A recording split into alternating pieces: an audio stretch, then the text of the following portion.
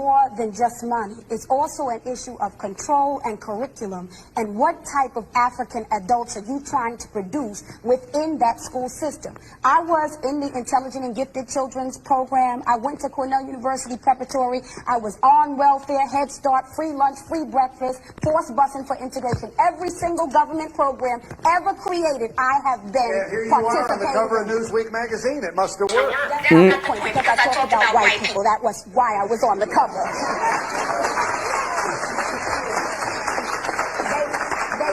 They were not celebrating my academic victories. Your point is made. Right. So my point becomes, Phil, that how you design those programs. In all of the programs that I attended, all of the education that I had, college, public, and otherwise, nobody ever told me that I was an African woman. Nobody ever told me what the history of African people were. Nobody ever told me that America is business, and without business you will have nothing and be nothing. And nobody ever told me how to organize business so that I would be able to develop institutions in my own community. So now... So let's talk about that, because this is what, the 90s, right? And we're in 2024, and we see some of the same issues.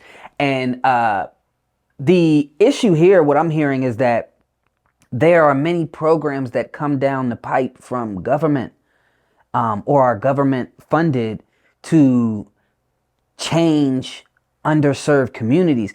And the biggest challenge and the biggest misstep that I've seen is the disconnection and the lack of ownership of the people in that community in those programs. That is the biggest issue and the biggest disconnect, where it's like a sense of arrogance of, okay, people at the top that are educated or that are connected to these systems say this is the problem we see and this is the solutions that we see, right? And because the programs that are actually successful and having some groundbreaking impact are those who understand that the community needs to steer this mission. The community needs to have ownership of this mission. The community needs to be the ones who sustain it. And I'll give you clear examples, right? So in my community, there's an organization called Trails Ministry. There's an organization called Genesis Collective, right? Trails Ministry was created from the community. Pastor Eugene Williams from this community. And so he understood the nuances. He understood exactly how to, he knew what the problem was and how to go about it. Now, Genesis Collective might not be from my community, but at the core of every single project that the Genesis does in any community is engage, is figure out a way of ownership, input from that community. It's not, we're going to come in and save you and help you. No, we're going to become a part of you, and we're going to empower you to empower yourself, right? And so from those two programs, whether this one is built in home or this one comes and empowers the home, those two are going to see some progress forward and some sustainability versus the projects where the government arrogantly says, we see your problem and we're here to help you.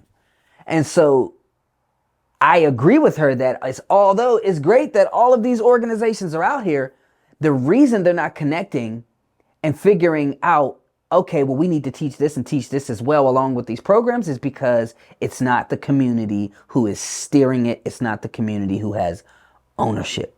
And it's not the community who is sustaining it. We've built a lot of institutions, and those institutions have not been effective. The majority of millions of African youth in this country are dying mentally, dying spiritually, dying emotionally, dying academically. And you may have a program, Mr. Brown may have a program, but what we got to talk about is an American government that tracks millions of African people who don't go to your program, don't go to Brown's program. Millions of African people, not only here, but all around the world. And if we are not honest enough to say who are our friends, who are our enemies, to know what a friend is, to know what an enemy is. We will constantly be trying to get into people's parties, to shake our butts with them, to get them to like us, and that's not the question. The question is, what can we build amongst ourselves to secure ourselves from our enemies so that we will be able to survive into the future? Yeah, that was loaded, right? I feel like she went from point to point, but she almost talked about what I talked about. Like the reason she said they're tracking millions of these young people who aren't going into these programs, who aren't taking advantage of it. And that comes back to my point. The reason they're not taking advantage of it is because a lot of times they might not know about them, or they don't think that they're not for them because these programs don't come from the community. And so, yes, back to my point. Like if you empower the community will see the nuances of getting through and getting this youth to come. It could be as simple as there is a burden that stops this parent from getting this kid there because you don't know the nuances.